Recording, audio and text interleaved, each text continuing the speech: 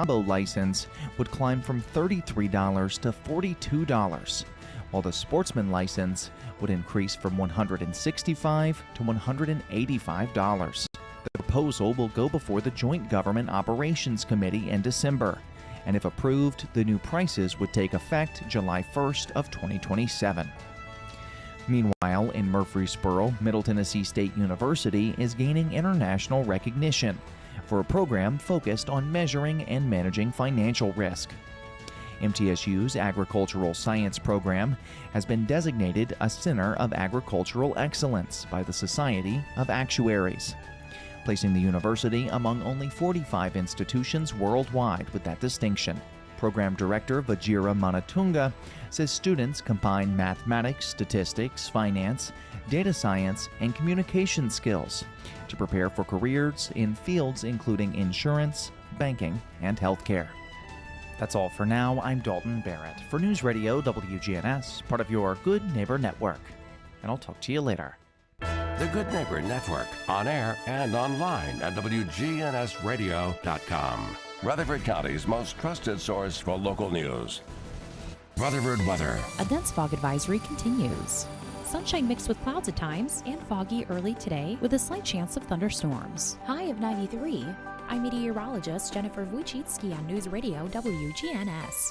Currently, it's 70 degrees. Are you taking your health seriously? Sunshine Nutrition Center is your full-range health food store and knowledgeable center helping you to achieve your health needs. You have questions? We've got answers. Here at Sunshine Nutrition Center, located at 621 South Church Street in Murfreesboro. That's Kim Hillsman Dunaway. When it comes to your child's health, you want care that's close, convenient, and centered around the needs of your family. At MMC Pediatrics, we're more than just doctors. We're partners in your parenting journey. Here for every growth spurt, for every boo-boo, every fever, and every flu. Our team approach means that your child always sees someone that knows them. We are MMC Pediatrics. We are right beside you every step of the way. We're the Good Neighbor Network, FM 101.9 and AM 1450 Murfreesboro, FM 100.5 Smyrna, audio and video streaming at WGNSradio.com. This is The Roundtable, Tennessee Association of Broadcasters Award winner for Best Local Talk Show. A look at the news, views, politics, sports, and people shaping Rutherford County. Good morning on a Thursday morning, the Thursday morning edition of the WGNS Radio Roundtable. This is your happy host, Bill Kraus, and we have a treat this morning. A treat not only with three phenomenal people, but a treat about the history of one of the most historical communities in the state of Tennessee, right in our front yard, not the backyard, the front yard, Smyrna, Tennessee. And we are so pleased to have a dear, dear friend and a certainly wonderful leader in Rutherford County, Mary Esther Reed, the Honorable Mayor since 2009? 2013, Mayor, and 2003 being on the council. And we have another council member. Was that 1993 you were elected? Way back in the 90s. Yes, way back, H.G. Cole. We won't call him King Cole, or won't call him Coleslaw. We'll call him Councilman Cole. I've heard it all, believe me. And we also have a gentleman that certainly reflects the history, the richness, the traditions of Smyrna. A former mayor and council member a few years ago, I guess it would have been, Robert Mullins, serving 1993 through 97. And in 97 for 4 years as the mayor of Smyrna. So welcome all three to share some really historical treats. I won't call them traits, I'll call them treats of the beautiful community of Smyrna. As I asked you off the air, and it's always a good place to start, how did Smyrna get its name? Robert, go ahead. Well, my understanding is that, of course, as the West was settled in, a group of Presbyterian people collected together and came to town and organized a little church, had the first building there down what now is the Air Force or the airport property. Okay. And so fast forward to 1851, when the railroad came through town for the first time, they was looking for a name because they had a water station there to water the engine, and so they just chose the name of the little church there, the Smyrna Presbyterian. Right. And so it's kind of interesting when you mentioned the water tower and the railroad, and the railroad was a big influence. And you know the slogan that comes out of the railroad that made Smyrna so big? It puts you on the right track. I'm sorry. I'll have to remember that one. Puts you I'll have on to the right remember track. that one. That's right. And you were the engine, not the caboose. That's right. So, what's some of the historical highlights? Not necessarily the data, the statistics, but, you know, I was trying to figure, but I didn't think I wanted to go that far. I don't have enough fingers to count how many total years of service to the town of Smyrna do the three of you have. Oh, my goodness. And I lost count after I stopped toes and fingers. So I'm 23. I'm 32. So 23, 32, 55, and Robert. And 8. I'm going to say 22. I had 14 years on the planning commission. Oh, okay. Before that. So we're 22. pushing over 50 years just of community service. Now, I'm going to start, Mr. Former Mayor. You were born in Smyrna? Rutherford County. Rutherford County. Outside, but my family's always been anchored in the Smyrna area. Mm-hmm. As it indicate, I think my grandfather was born in 1876 in the Smyrna area. Then, of course, my grandparents with their family are on the church rolls for the Smyrna Church of Christ in 1905. Wow. And of course they move around a little bit. Then my parents married in 1934. Bad time to marry in the midst of the Depression. Well, but you're in love, so okay. Love conquers all, doesn't it? He was from the Stewart's Creek area, and my mother was from the Blackman area. Okay. So anyway, they married, and we moved around the road. But we came back to the Smyrna area in 1951. I've physically had a Smyrna address since 1951. Wow.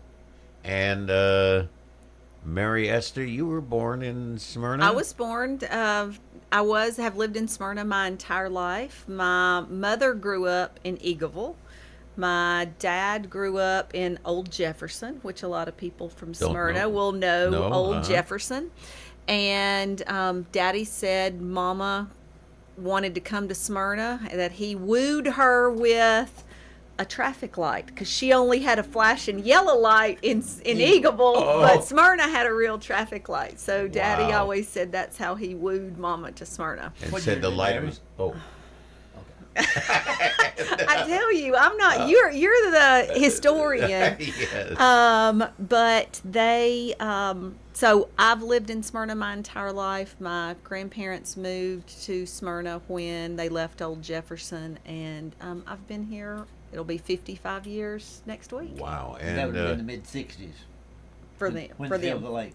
Yes, correct. That's exactly right. First Lake came to town. Gotcha. Daddy was a senior in college when they moved to the White House there on Enid Springs. Yeah. And he promised her not a red light, but a green light. That's exactly right. No yellow lights. No yellow lights. No Gotcha. yellow lights. And So, before I go to H.G., what has always dramatically impressed me was how many on the town council went to the same elementary school, and how you welcomed a fellow council member, Steve Sullivan, how you welcomed him to school. That's right. We currently, of the 7 that are on the council, 6 came up through Rutherford County Schools and in Smyrna, and we all graduated, other than one now, from Smyrna High School. And you just don't see that very often. Anywhere. No, and not that we don't appreciate people that come from other places, because they absolutely offer great things to our community, but it was just one of those odd occurrences, I think, that happened. And when all 7 of us were from there, 3 of us had graduated the same year. Another 3 had graduated the same year, and then Jerry was just a little bit older. Jerry Short, was the one that was. He was 72, I believe. Okay, look at you, golly! You did bring a true historian with us. The class of '75 rules. No, 89. Oh, and no, Wayne I'm Blair afraid- would say something different too. Yeah, he'd say so 72. He would Yeah. say 72. That's right. Wow. You know, and the slogan that I've always used in towns that I was associated with, but it certainly is so applicable to Smyrna, is that you're very, very, very proud of your past, Amen. and yet very, very confident of your future. absolutely. So you kind of are with yesterday, today, and tomorrow. H.G., Yes, where were you sir. born and raised? Actually, I was born in Memphis. My father, don't tell anybody that. All right. My father was in pharmacy school at the time. Okay. And he was actually from East Nashville, where, strangely enough, both of my kids live right now. But he came to Smyrna in 1964. I was 6 years old, and bought a pharmacy, actually an old established pharmacy that had been there since 1895. Rexall. And Smyrna Rexall. Well, it's called Smyrna Drug Company, and then affectionately known as Smyrna Rexall, or the Rexall. And you know, we ran that store for 40 years, I think, somewhere in that area. And my brother closed it and retired and started having a good time. What can we say? Absolutely. One of the first ways of learning about the history of a community, and I'll see if I can catch you cold on this, how did some of the streets get their names? Of course, we go Sam Ridley, and you can very quickly report on the history of Sam Ridley. You know, but something interesting about that is that when the railroad came in 1851, you know, one of the things that they did was choose water stops, as Robert mentioned, but there was one every 10 miles. So you had Laverne, then you had Smyrna, then you had Florence, so on and so on down the road. But they sold lots and downtown Smyrna. And so you had 1st Street, 2nd Street, 3rd Street, 4th, and I'm not sure if 5th is back there or not. I don't think so. But 1st Street, when the highway came through, became, or actually it was before that, it became Lowry Street. Now named after Dr. J.S. Lowry, who was, oh gosh, he was. You had Mary Esther, you had Sam Ridley, you had J.S. Lowry. Robert was squeezed in there somewhere. But they named the street after him. Strangely enough, Dr. Lowry had also started Smyrna Drug Company, our business, back back in the day, and but 1st Street became Lowry Street, and a lot of people don't recognize that. And of course, then you've got Front Street, which is a natural right, to a railroad track. and then Division Street, where Robert lives. I mean, I'm not sure exactly, Robert. You may know what it was dividing. It's town from farm. You think? The town from Division Street back to the railroad track was designated to be the town. And then the rest of it was all still farm country. Gotcha. So in the 1870s, 80s, the farmer White, the White family, gave an acre of land to be the church on the corner of now Division and Hicks Lane. That was in 18. Isn't that That's interesting? Do you have the map? I've got the map Oh, yeah. of Yeah. you Of as the well, original. of the original of Absolutely. the dividing of the Absolutely. properties. Isn't that interesting that a street division was well before a planning commission that establishes its own zoning, ag, and residential and commercial, but it did it by a street rather than by a planning code. Well, you know, and the next street down, you know, going south, I guess, from Division is Wright Street, which was named after one of the station masters, the railroad station masters. Next one down is College Street, which went over to where our Rock School Park is, which of course was a rock school. And prior to the Smyrna school, Smyrna Fitting School, and so I guess that's where it got its particular name. But ironically, they called it a college. Yeah. But it was a fitting It school. was a fitting school. Yeah. This is before elementary school. Well, I was going to say, whoever named it college apparently knew that Motlow was going to be coming down the road. But it didn't put it in the right place. But now these streets are all short streets, 2-3 blocks at the most. They run between Division and Front. Well, it ran the whole length of town, though, didn't it? All of town at that time, yes. Now, at that particular point, we're in the 19th century and an early part of the 20th, mid-20th century. Smyrna was still agriculture as far as employment, as far as service, as far as customers, etc. and the downtown was Lowry. And what were some of the memories of Lowry in your early days? Gosh. Oh, the cedar mill. Yeah, The cedar absolutely. mill, you would hear the whistle. 4 in the afternoon and 7 a.m., Robert? I thought it was 3. I thought it was one right Oh, before. in the morning. And, Yes. Morning, noon, Noon 4 o'clock. and 4 o'clock. and what did they produce? I should guess, but Um, furniture. What they did was took cedar logs. They bought, of course, all of Middle Tennessee was a cedar glade. Okay. And they would buy the cedar logs there and mill them into panels.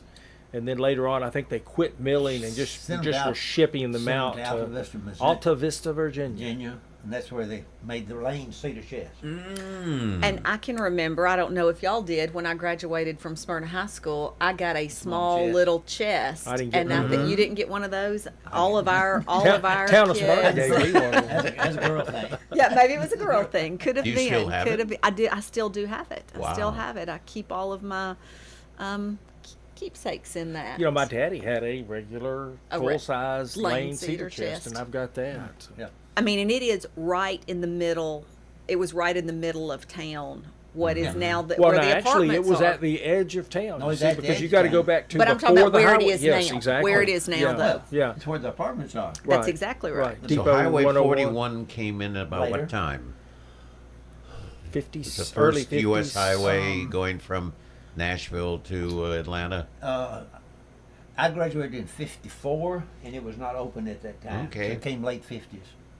And it was already designed and was there, and because you stubbed out to go up to the cedar mill and unload. But you still use the old National Highway Okay. in the early '50s. That was from Chicago to Miami. Wow. Did you, as a young family, go up to Nashville often to shop, entertain? Special occasions. Special occasions. Special Took you occasions how would long? have been. Well, now you got to figure. I am in the interim period between no interstate and interstate. Yes. So as a kid, my grandmother, of course, lived in East Nashville. So we would pack up and go was a down to day Donaldson trip. Pike. But and you then had a car by now. McGavock. Yeah, See, I remember no car. No car, horse buggy. Yeah. That's great, Robert. Hey, you and I are about the same age. I remember a car from being in high school. But we would go down to Donaldson Pike, get on McGavock, and then in those days you had to ride the ferry across the Cumberland River Oh, to get into really? East Nashville. East Nashville, Yeah, yeah. which was always Wow. that's one of those things you look back fondly on. Rode the ferry Exactly. across the river.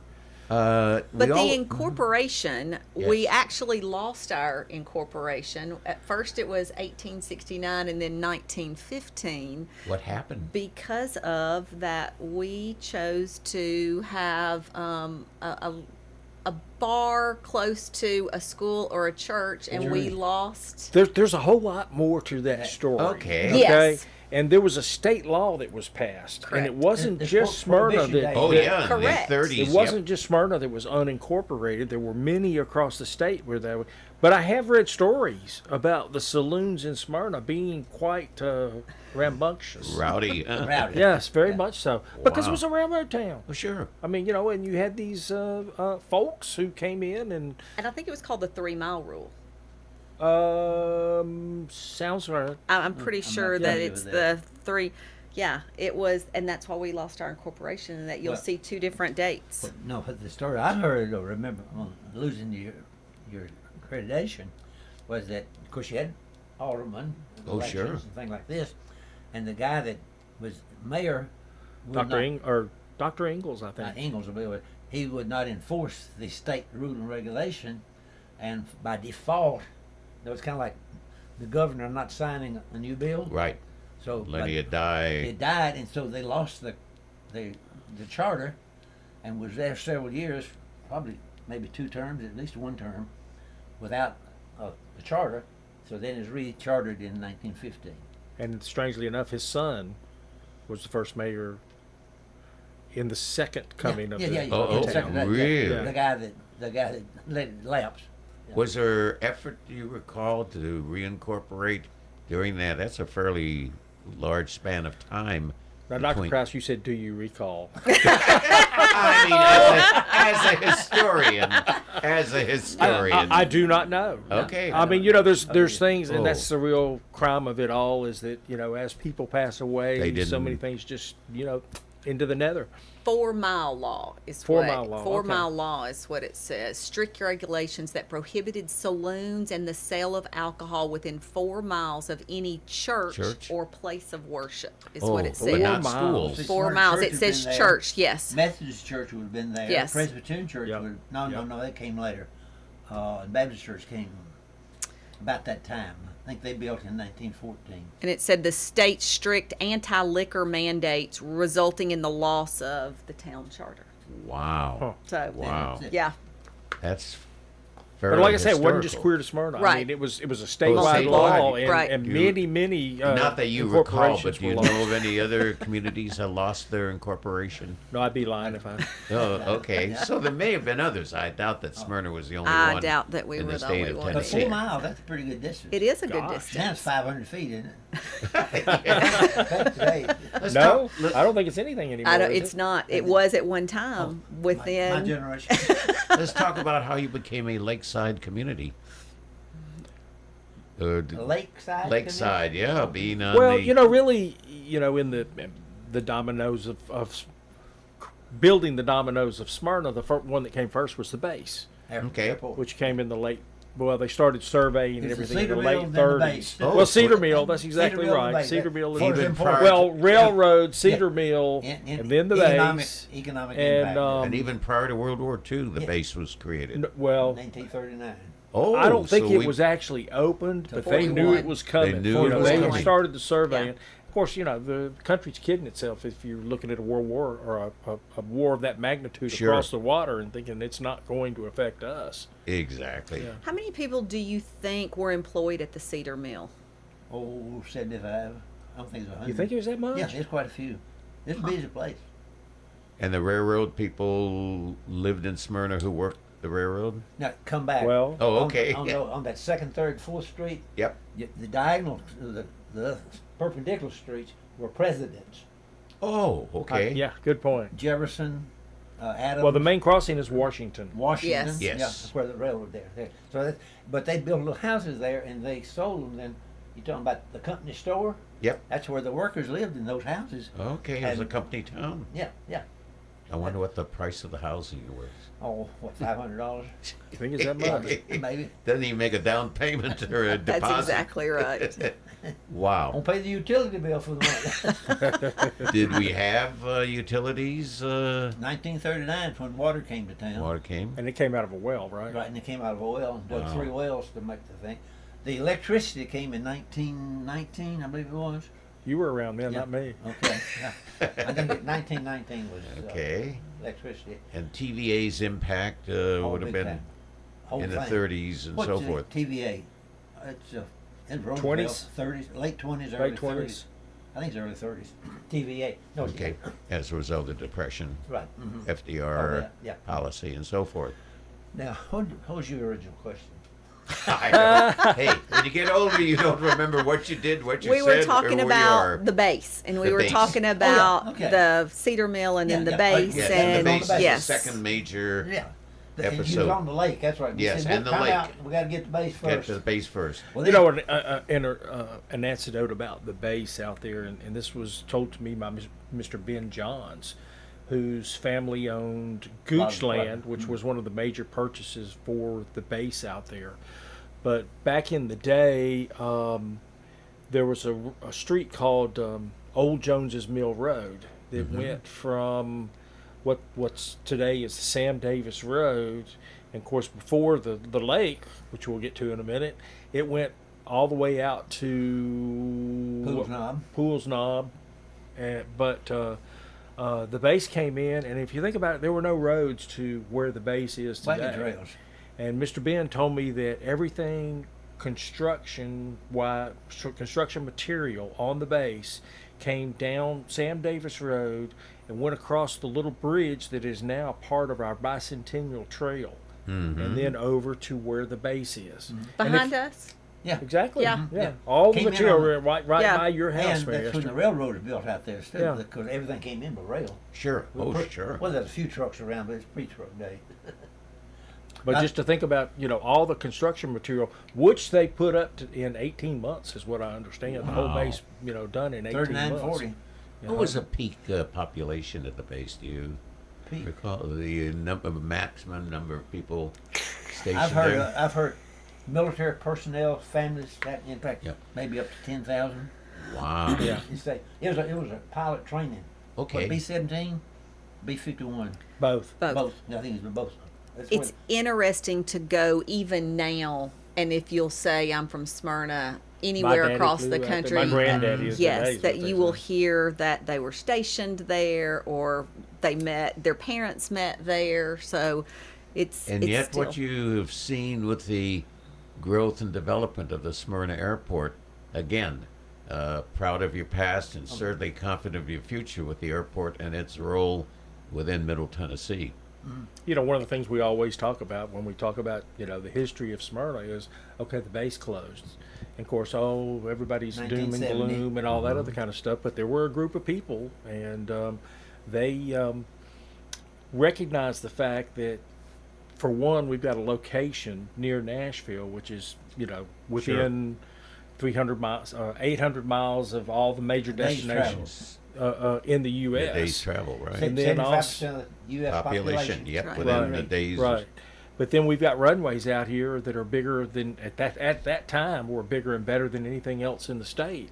And they got together. Of course, this is the Sam Ridley group, is what it really Sure. is. And my daddy was amongst the group also. Well, They formed the take Rotary that for a Club. moment, H.G.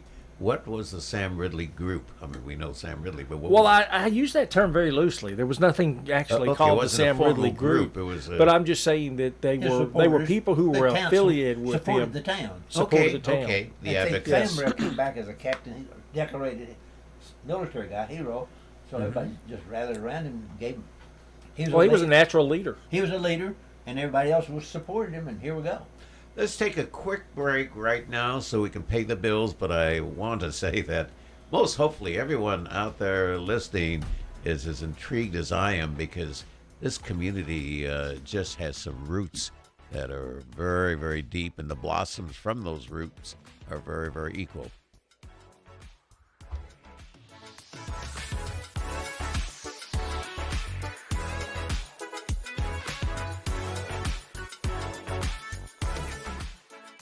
When it comes to your child's health, You want care that's close, convenient, and centered around the needs of your family. At MMC Pediatrics, we're more than just doctors. We're partners in your parenting journey. here for every growth spurt, for every boo-boo, every fever, and every flu. Our team approach means that your child always sees someone that knows them. We are MMC Pediatrics. We are right beside you. Every step of the way.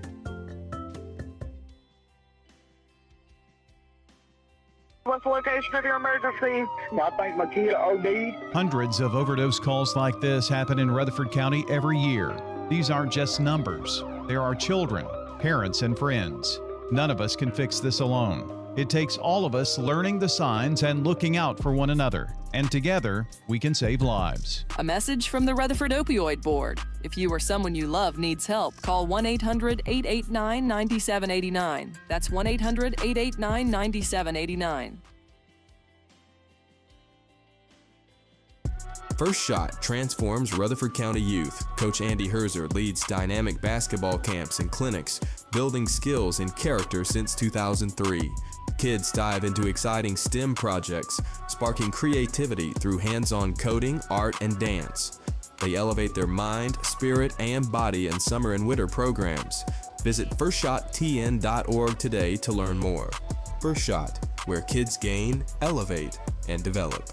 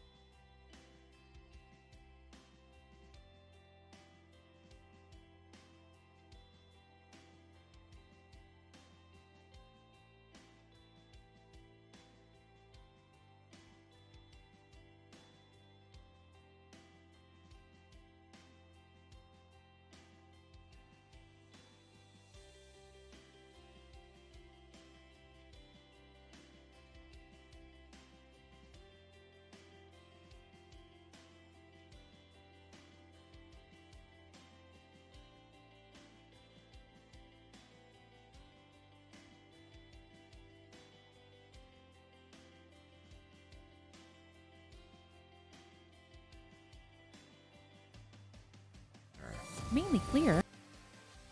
Storms. High of 93. Slight chance for storms with fog tonight, 67. I'm meteorologist Jennifer Wojcicki on News Radio WGNS. Right now, 72. WGNS is powered by Middle Tennessee Electric. Want to take charge of your energy bill? Download the free MyMTE app to track your usage, pay bills, and report outages right from your phone. Download in the App Store today. This is the Roundtable from News Radio WGNS on FM 101.9 and AM 1450 Murfreesboro, FM 100.5 Smyrna. Listen and watch at WGNSradio.com. Bill Kraus, second segment of the WGNS Radio Roundtable Thursday morning edition. And we are really enjoying a treat this morning. I was going to say three historians. No, three people who have lived many, many, many years, grew up, raised. Do old people automatically become historians? No. I never use the word old. I use the word mature. They're like good wine, mature wine. And many. And many. And beginning with you our... get old when you eat many on it. Beginning with Smyrna's wonderful mayor, Mary Esther Reed, and current council member, long time, H.G. Cole. And a gentleman who reaches back into history as a council member, town member council, and mayor, Mr. Robert Mullins. So we're about ready to leave the military base and see how Smyrna became a seaside, lakeside community. Well, I mean, looking back at it back then, I'm not really sure, but I just wonder if one of the reasons which they chose to close the Smyrna base is because they knew that the lake was being constructed. Mm-hmm. And whether they look at things on a national level like that, in Washington, D.C., I don't know. But they dovetailed together. The base closed, and the lake opened up. But that brings back real history for me. I was serving as city manager of a community in Orange County, California, and half the land area of the city was a naval air station. And in the early 1970s, military bases were being cut. The budget was being cut dramatically. And we had more testimony in armed services, both congressional and Senate committees, on the Los Alamitos Naval Air Station, because it became a huge controversy that Orange County wanted it for an expanded county airport. Developers wanted that 1,500 acres for building desired housing, and those that were still associated with the military wanted to preserve it as a reserve base.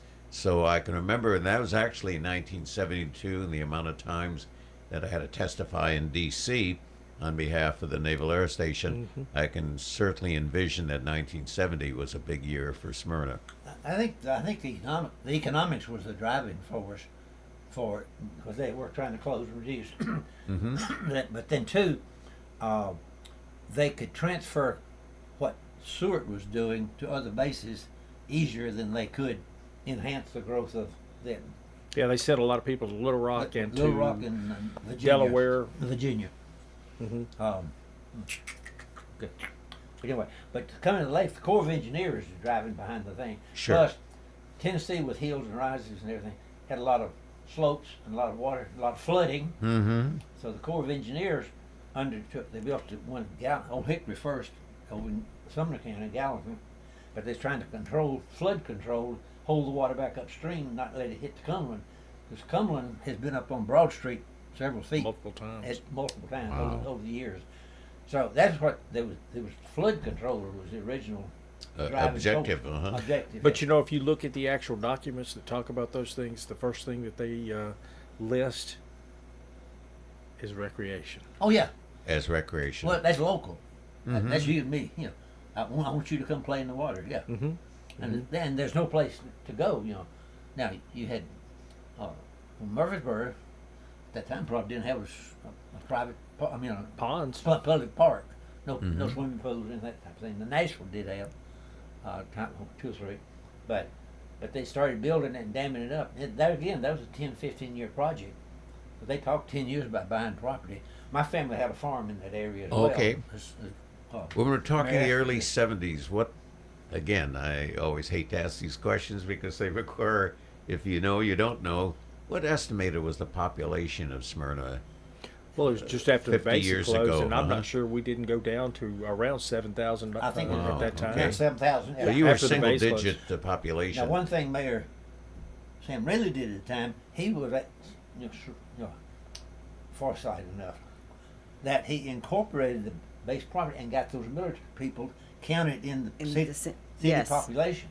That's when we went over 2,000, type of thing. Wow. And of course, when they left, well, then all that property fell into Rutherford County's jurisdiction. Mhm. Government didn't want it anymore, so and nobody knew what to do with it. So Metro came and had responsibility for stewardship for several years. Well, they gave part of it to the county, Right. and then part of it to Metro Metro. Nashville Airport Authority. Well, they gave the housing part to the county. Right. Or where it Well, and some of the industrial part Some of the out there, industrial well, area what's developed. became industrial Yeah. park. But the Metro didn't do anything with it, so the early 90s is when they came back and started developing the Rutherford County Smyrna Airport. Mm-hmm. And that's 40% Smyrna, 60% Rutherford County. Was I it guess it's destined to still be a commercial, passenger, general aviation? General Okay. aviation, no. And it's run by that board. Yeah, and they have a board. A There board. again, 2 people from Smyrna and 3 from Murfreesboro, or Rutherford County. Well, And 2 there from is Smyrna, 2 from 2 from Murfreesboro, Murfreesboro, and 1 from or 2 Laverne. from the county, I guess is what Yes. it's not Murfreesboro. It's not, yeah, 2 it's from 2 from the Smyrna, 2 county. from the Okay, county, okay. and 1 And from 1 from Laverne. Laverne. Okay. But getting back to the lake, what's filled it Mhm. up, they filled it in 68. Mm-hmm. And so that was just before the base closed, started filling it up. But Was there input from the community of what should go on the shoreline, or that was pretty much federal law and regulation? I don't remember going to a meeting, but I do know that the publications was that Old Hickory had been built, and there you property owner owned to the shoreline. Mm-hmm. And it was chaos. I mean, nobody cleaned it up and all that type of stuff. So when they built Percy Priest, there's two criteria. Number one, they added a foot to the flood stage Mm-hmm. to give you room for unusual. And then when you got to the edge of where the water line would be, you had to go back a minimum of 300 feet Wow. from the shoreline, Mhm. and the Corps would take care of that 300 feet. Well, if you've got a bluff here, like Poole's Knob, you go straight up now 300 feet and you're to the edge of it. Mm-hmm. But if you back up here, other Rutherford County, Old Jefferson place, where you got flat land, you can go out there half a mile before you get a foot of water up. And that's the reason that lake is so big. There's so much land around it that's unused. Let's talk about some of the landmarks, and let's kind of bring it more to within the last 40 to 50 years. How things have How much you in here? how things have changed on Sam Ridley. Was that all rural? Was it all agriculture? How the town moved westward? Certain events and activities that come to mind of quote chapters in the growth and life of the town of Smyrna. Let me just say quickly on Sam Ridley Parkway, rock base, everything. You could buy anything out there for $25 an acre, and Wow. it wouldn't grow a goat. Wouldn't grow a goat. I love Well, that expression. you could have thrown some stuff in the sinkholes, though. Oh yeah, Yeah. oh plenty of Wow. sinkholes, yes. Wow, phenomenal. So, But Sam Ridley Parkway, when I was growing up, was 2 When they- lane. I mean, two it lane. wasn't. See there, Yeah. It came in. That was one thing they did in the transfer. They put in a two-lane road from interstate into. Now they got the right of way for more. They got the full Mhm. right of way, fortunately at the time. But there was 2 lanes built so that any industry that came onto the old air base property would have access to the interstate. you know, it's so funny how That would have been in '76 when that was 76, finally yeah, completed. 50 years ago, how history repeats itself. Wasn't there a movement to stop the interstate from going any further south of Smyrna, Murfreesboro? They wanted traffic to. For my time. I think wanted traffic to divert into Smyrna and Murfreesboro to retain the business operation with it rather than lose it all Well, on see, the that's what happened in interstate. Smyrna. We were, what, 2 miles away? Yeah. Mhm. And missed Smyrna 2 or 3. Yes. Maybe. You know, and so down, that's sort of that town drying up and all that type of stuff, yeah. Now, Murfreesboro's a little closer, but same thing there. And yet you take a look, here we are 50 years later, talking about 2 commute lanes.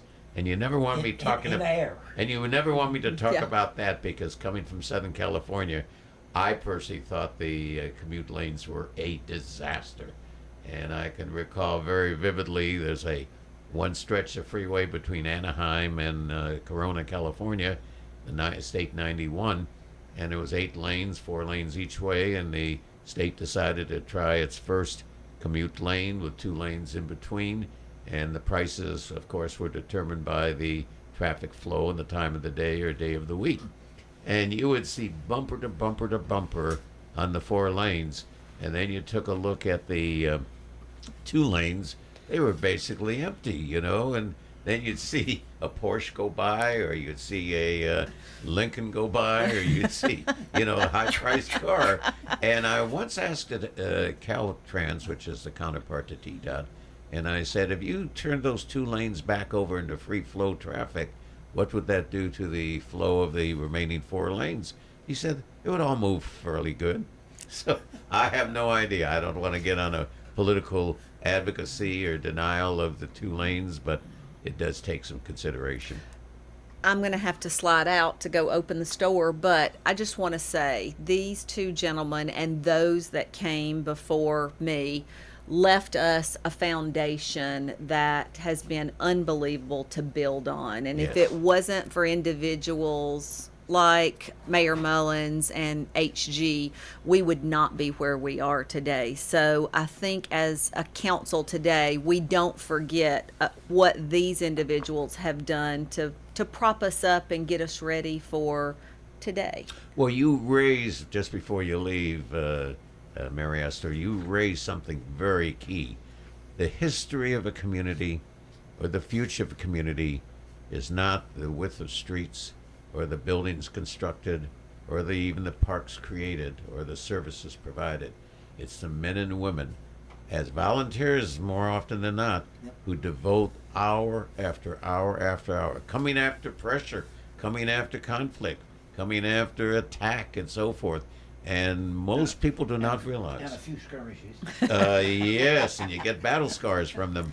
But I think if you would talk to people who have lived in Smyrna, that's what they would say is the most special about the town of Smyrna is the people. How about a shout out to people, if you live in Smyrna or any community in the area, you live here, you know, get involved. How would somebody who lived in Smyrna, never have been a town hall or what have you, what would you suggest they do? I would suggest that they look at the boards and committees that we have. We appoint those every March, but there are other organizations to get connected, whether it's your church or a nonprofit, senior citizens. I mean, there are so many, the athletic leagues, and those are the individuals that keep our community moving forward. And like you said, most of them are volunteer organizations. And they build friendships, relationships. Forever. And some of them have moved into town. That's right. Oh, yeah, gotcha, that's right. Gotcha. That's right. That's exactly right. And the interesting thing is, I have known more than one case of marriages created from the municipal volunteerism. That's right. Really That's key. right. We'll be right back. Thank you, Mayor Mary Esther. One more week of this. And we're going to have the remaining history from our 2 remaining guests. Open up the. Give a plug for the store. Where's the store, and what do you do at the store? I have an educational supply store. It is on South Church Street, and after 24 years, I'm actually closing on Monday. Oh, 24 years. Oh. Yep. What are teachers going to do? I'm not sure. That's exactly right. But you remain open enough to get the fall 2026 exactly right. term well underway. That's right. Oh, so, well, bless your heart. Yep. But serving educators.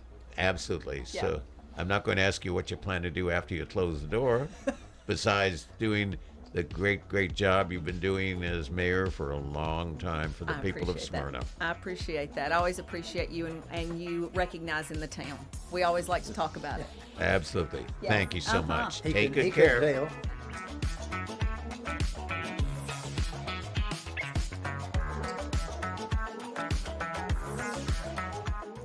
When it comes to your child's health, You want care that's close, convenient, and centered around the needs of your family. At MMC Pediatrics, we're more than just doctors. We're partners in your parenting journey. Here for every growth spurt, For every boo-boo. every fever, and every flu. Our team approach means that your child always sees someone that knows them. We are MMC Pediatrics. We are right beside you. Every step of the way. What's the location of your emergency? I think my kid OD'd. Hundreds of overdose calls like this happen in Rutherford County every year. These aren't just numbers. There are children, parents, and friends. None of us can fix this alone. It takes all of us learning the signs and looking out for one another. And together, we can save lives. A message from the Rutherford Opioid Board. If you or someone you love needs help, call 1-800-889-9789. That's 1-800-889-9789. At Maples Realty and Auction, we handle traditional sales, auctions, and property management. And we have a development called The Maples with local builders and amenities. I'm Betsy Maples, and this is our team. It's our people. That's the difference. Call us today and let us help you get your property sold. I refer a lot of clients to Maples Realty when we have real estate issues that are coming up. Working with Maples has been easy for me, easy for my clients. Put our 57 years of success to work for you. Sold! Insurance should be simple, not complicated. That's why at Rayburn Insurance, Agent Rick Hull cuts through the jargon and helps you understand your options clearly. He's committed to finding the right coverage that fits your unique needs and budget. Their team has been a trusted partner in the community since 1973. Ready to make insurance easy? Get with Rick Hall at Rayburn Insurance Agency. He's ready to help you get the protection you deserve. This is the Roundtable from News Radio WGNS on FM 101.9 and AM 1450 Murfreesboro, FM 100.5 Smyrna. Listen and watch at WGNSradio.com. Bill Kraus, once again, as we're wrapping to a conclusion of this Thursday morning WGNS radio roundtable.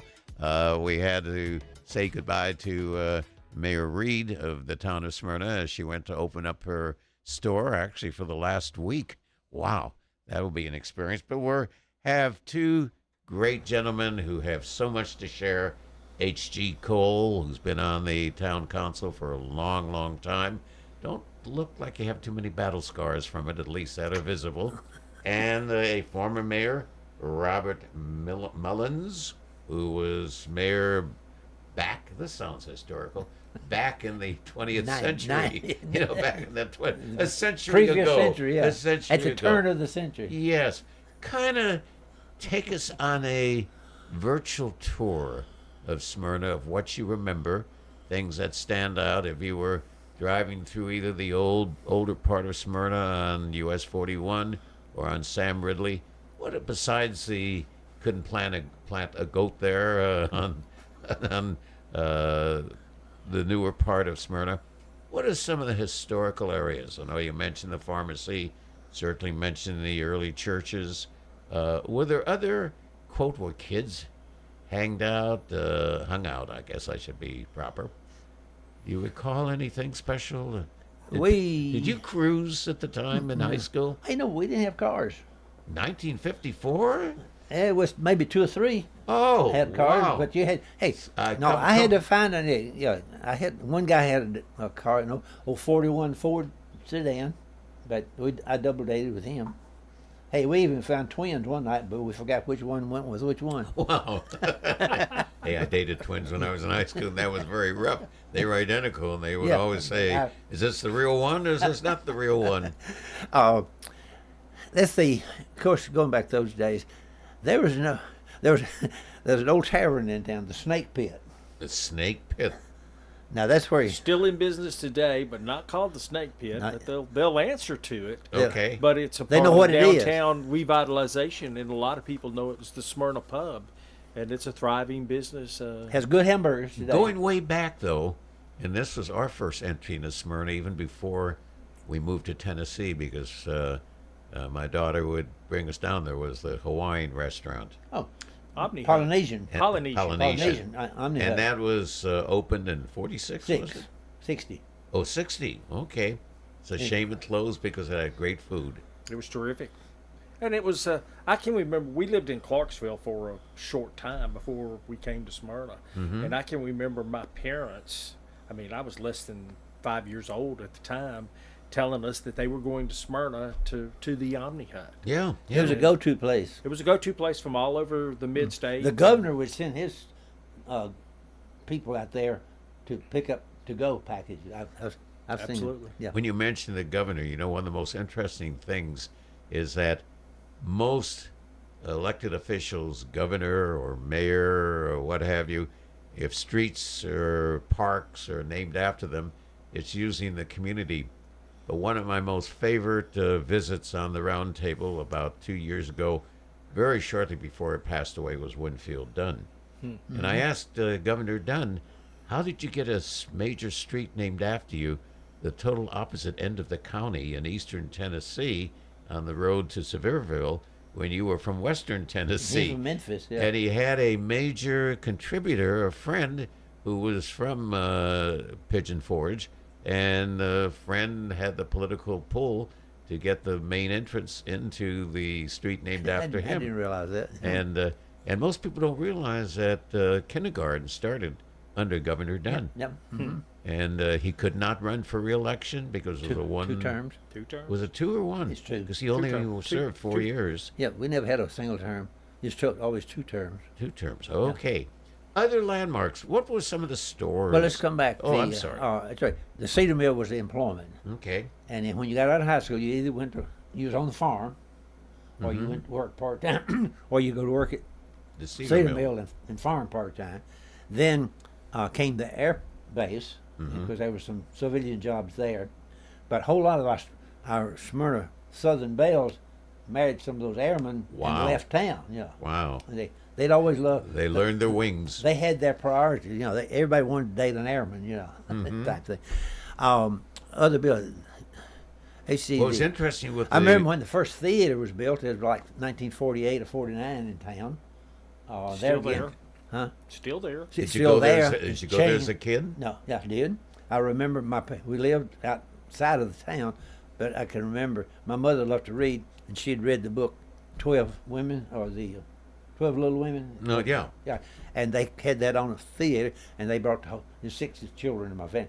They brought the whole family to see the Little Women. Wow. You watch Tom Mix and Hoot Gibson and Bob Steele, all the cowboy stars of the era when you'd go to the movie theater and watch double features. Double features.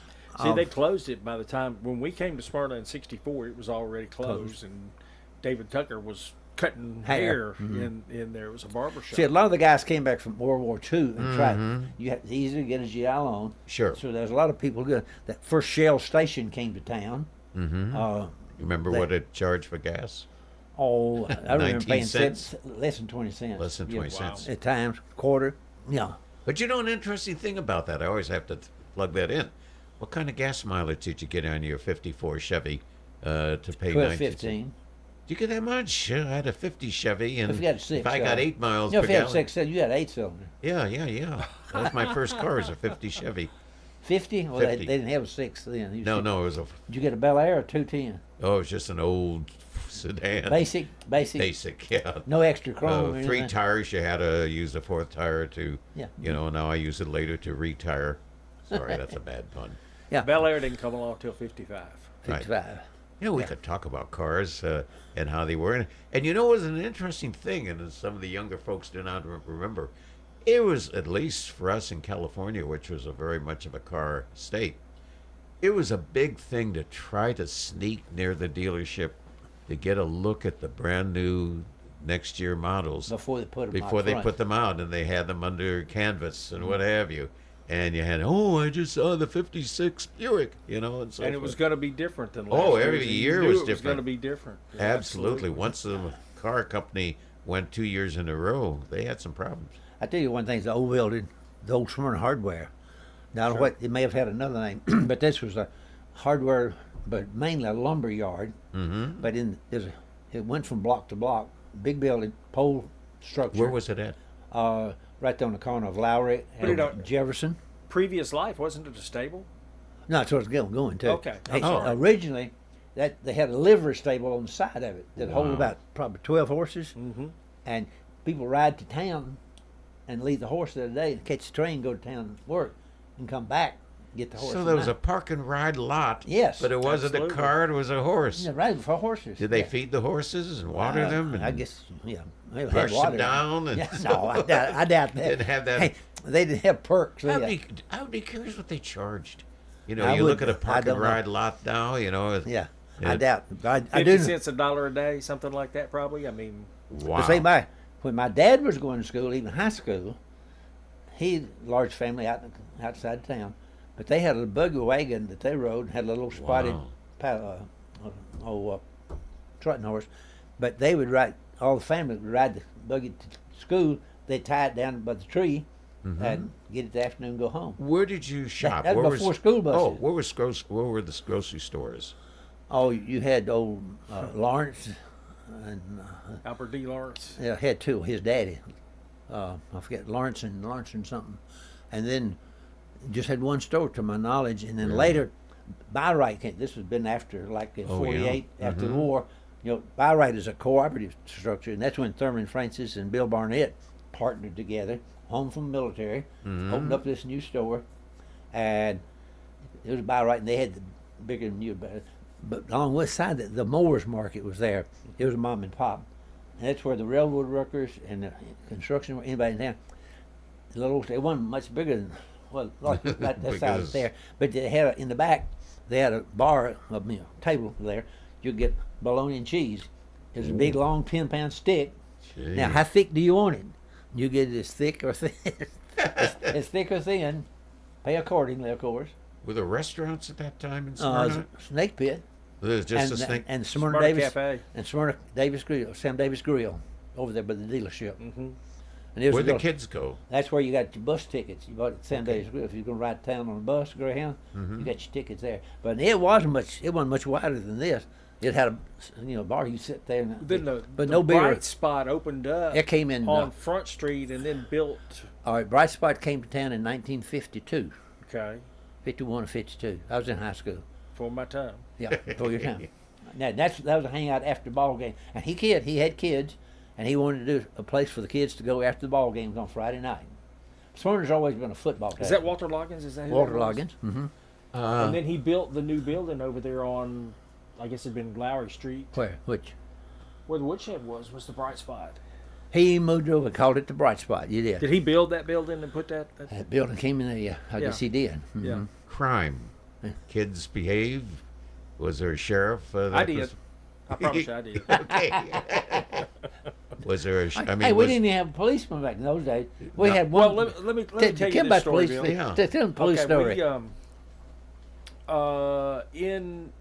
You asked about the kids cruising and stuff such as that.